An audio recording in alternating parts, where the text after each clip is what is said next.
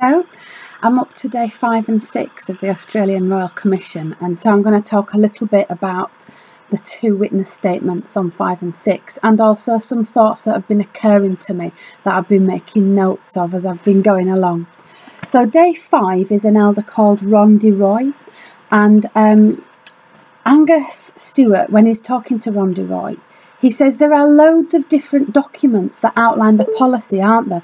He says there's a document in 2005, there's the Shepherd the Flock of God book in 2010, there's something else in 2012, and there's no single clear policy on what to do. So every time I pin something down and say this is the policy, you'll say, but this document says this. And a really good example is when they're discussing about whether a victim can present their statement in a letter or not. And Rhonda Roy argues that they can, and Angus Stewart says, show me in the documents where it says that. And so he goes to the Shepherd the Flock of God book, and Angus says, yes, but that's just talking about when a victim is living a long way away. That's an exception. And Rhonda Roy reaches round in the back of his memory and manages to pull out a note from a circuit overseer's visit. He says to Angus, it was mentioned, so it was written down somewhere, and we're going to look for it. And he comes back later and he says, we found it. It's a form 337A. He keeps saying it really proudly. It's a 337A, and it's written down here. We found it in the notes of another elder's notebook. So they don't all have this 337A. It's just something they managed to pull out of the bag. And basically what it is, every 6 months when the circuit overseer comes round to visit the congregations, the circuit overseer has a little outline of some points for discussion, and he raises these points, and then they all discuss it, and then the circuit overseer tells them what the real answer is. And in this 337A from May 1988, they discuss about how a victim could send a statement in writing or something to that effect. And Angus says, look, he says, it's like putting your finger on a ball of mercury. Just when you think you've got it, he says, an awake from 1975 will be produced. A little joke there. He says, how is anyone supposed to know just what the position is? And this brings me to one of my first points, is that really the position by the Jehovah's Witnesses is a confusion.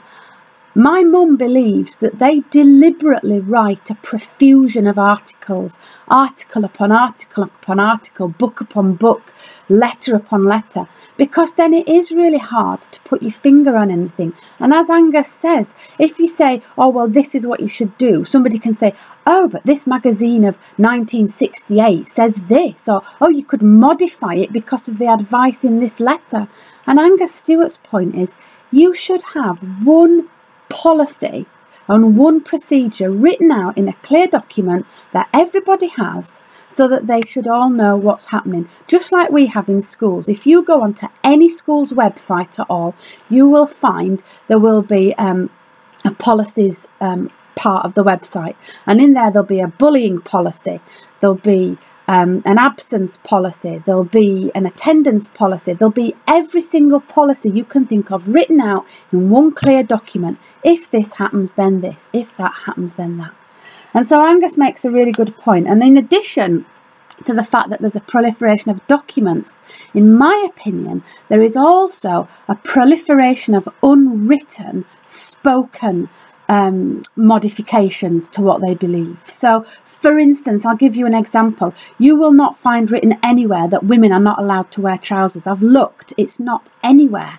But you try going to a Kingdom Hall as a baptised sister in trousers and see what happens. That is such a strong rule, but it's not written anywhere as a policy. But everybody knows about it. So on top of this proliferation of documents that you can pick at, ad lib, a little bit of this, modified by that, altered by that, this means this, this means that. On top of that, there's all the unspoken stuff that can't even be presented in court, that we know happens, that the elders know happens, but it's not written anywhere. And that's exactly how Hitler's Germany worked. In many respects, Hitler would pass things down verbally that the SS would enact, but then he could distance himself from it and say that he hadn't asked them to do it. But he absolutely had passed the message on. Okay, so going on with Ron DeRoy. No, sorry, I'm going to move on to Rodney Spinks. On day 6, they call Rodney Spinks, who is a senior member of the service department of the Australia branch office. So where every other elder has said, where they said, what would you do? Well, I'd phone the branch. He is the branch. So when they're asking Spinks questions, he can't say, I would phone the branch. And there's a really brilliant and lively discussion that ensues with Spinks, where they point out the deficiencies of the policies and procedures. And Angus says, you know, would it not be best to have it all written in one clear document? And he says, oh, I can absolutely see that. And so Angus presses him to say, well, do you have authority to write a new document that would have that policy in it? And Rodney Spinks says, yes, we would. And Angus says, but wouldn't it have to be okayed with the governing body?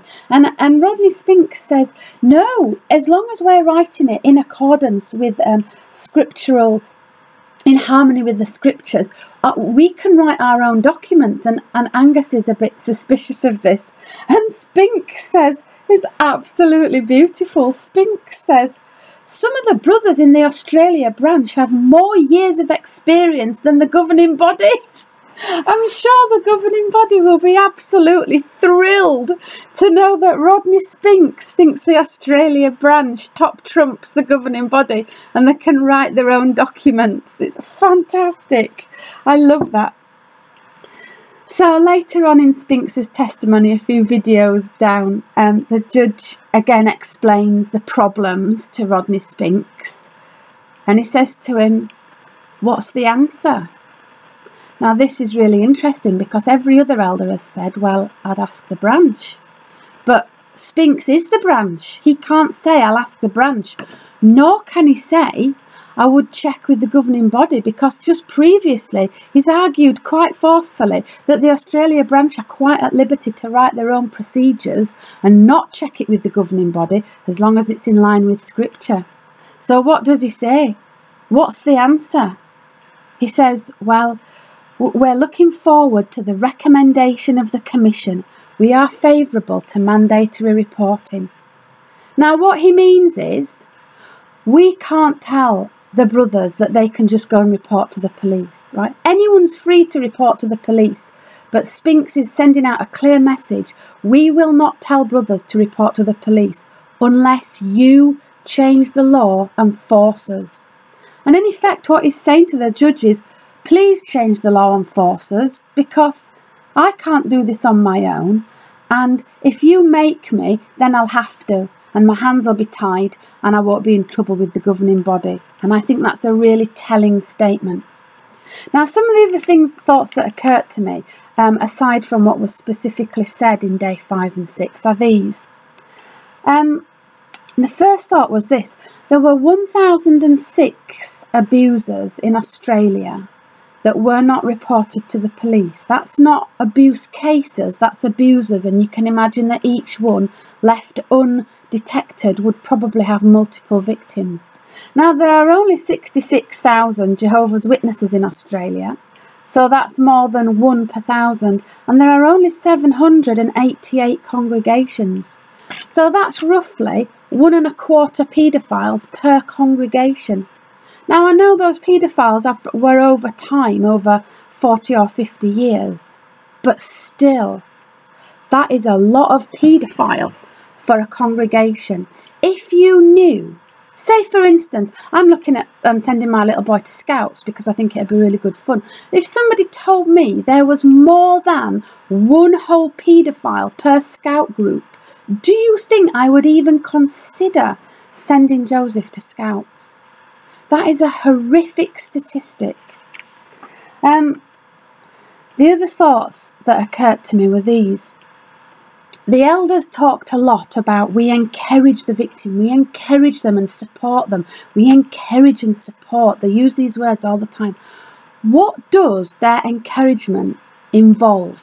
What does it actually involve? What do you do? All it is they go along and read scriptures to them. That's encouragement. Read a scripture. And the two scriptures that were mentioned in the whole case study 29 that had been read to abuse victims were these. One of the scriptures mentioned was that from the branch office had written to one of the victims and advised her to collect her tears in a skin bottle. So that was her encouragement. And the other scripture that was mentioned, which was read out to BCG as her encouragement, was the one in Timothy about not to be gossiping and gadding about. And that's their encouragement, reading a scripture. That's not encouragement. Is, I don't know, going around somebody's house and saying, do you want a coffee, or do you want to come for a walk, or do you need to talk, or even do you want me to just mind your kids while you go and lay in bed and take some time out, or do you want me to come to the police station with you? Anything, genuine human response, not going along and opening a book and reading a scripture. That is not conveying anything from you to the other person. That's saying, let's look at this other thing, and that's supposed to help you. That's not saying, oh look, I really feel for you. My feelings are this towards you. I want to help you. Directing someone to a third object as a measure of encouragement is not encouragement at all. The other thing they keep saying is, we do not discourage anyone from phoning the police. Well, okay, but you may have noticed in my video from the beginning that I never discouraged anyone from skydiving, did I? And I haven't absolutely, unequivocally not discouraged anyone from going out rollerblading. Did you notice that? Did you feel not discouraged to do either of those things? Or whitewater rafting. I've not discouraged anyone from doing whitewater rafting. And the way I've not discouraged people from doing those things is by saying fuck all about it. And that helps nobody. That's not discouragement is 1,000 miles away from encouragement. It's like saying to someone, I'm a really good husband to you because I don't hit you.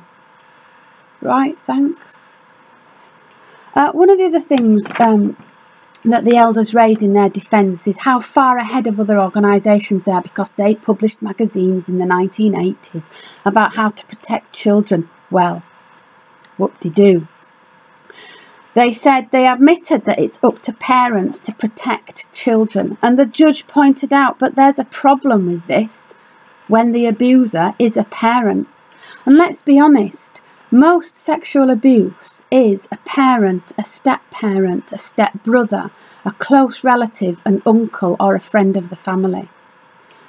Those are the people. That's how you abuse a child. You ingratiate yourself into their life. You make friends with all the key people who are in power in their life, the mum, other family members, elders, anyone who's got any sway over decision making. And then you systematically normalise behaviour towards that child. So when they're saying, an article is saying to children, you know, if somebody touches you and you feel uncomfortable, you must report it. Well, the whole point of normalising and grooming a child is that you make them question themselves as to whether being touched there is right or wrong. They don't know if it's right or wrong. They know they feel uncomfortable, but they're a child and they don't trust their own judgment. And so it's not like, say, if somebody touched Joseph, right, because he's had a completely normal upbringing, he'd immediately know, that's wrong, I'm telling my mum. But if it had been happening since he was 2, and while it was happening, he was told all the time, this is our secret, this is normal, this is what we do, then by the time he was older, he'd be questioning it. It would have happened for so long, he'd know he didn't like it, in the same way that I know that I don't like eating cabbage. But that's no indication that it might be wrong. Just not liking something doesn't necessarily make it wrong, and children are aware of that. And so if an adult has been telling you this is okay, whatever your own personal feelings are, you will override those feelings. Now lay on top of that the fact that these children, it sounds from the evidence in the case study, have often been read scriptures while the abuse has been happening. Do not disobey your father, and you must be an obedient, God says you must be obedient to your parents. So lay the religious element on top of that. That child has no ability to trust their own instinct on it.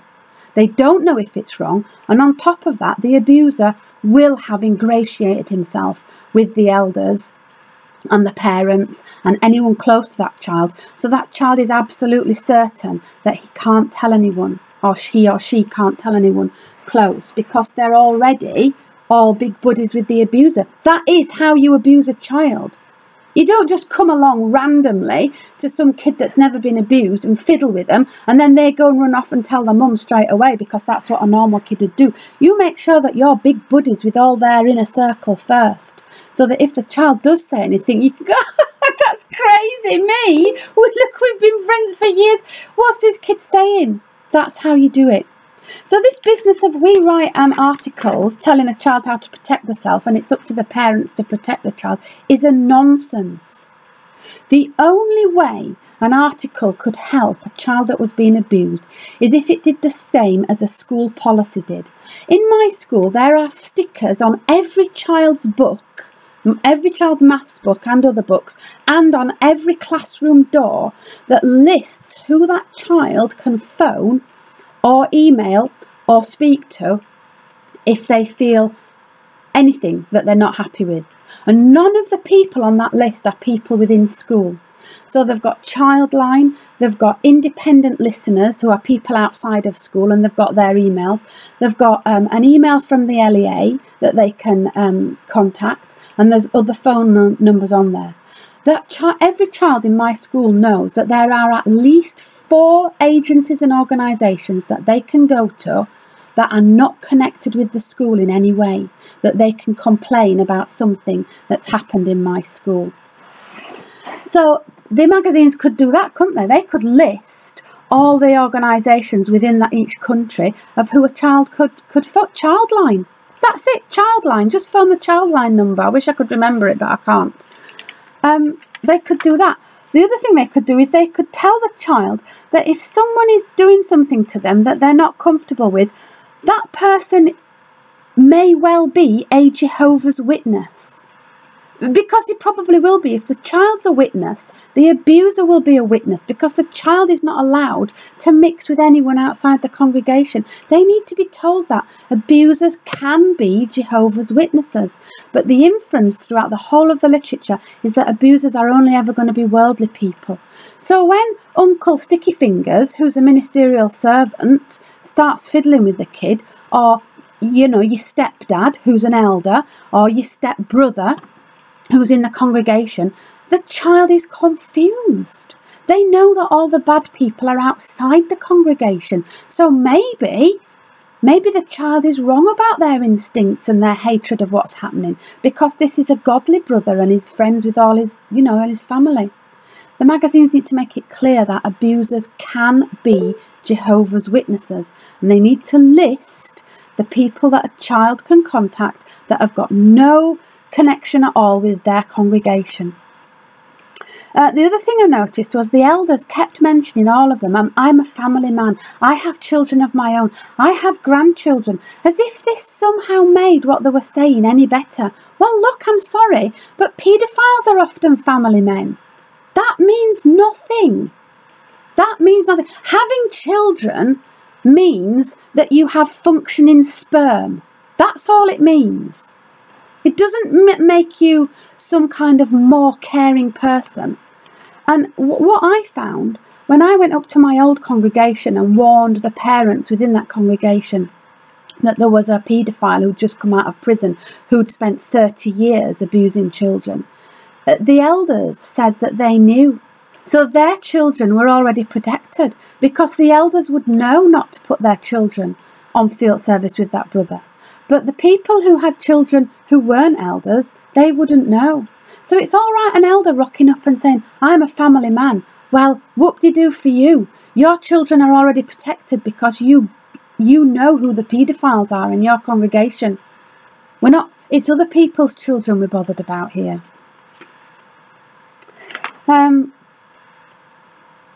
And so I think up to date, that was all my thoughts on day 5 and 6. There is so much stuff in every video that of course I could highlight a lot more, and I will do another video as well to catch up, because I think that there is even better to come.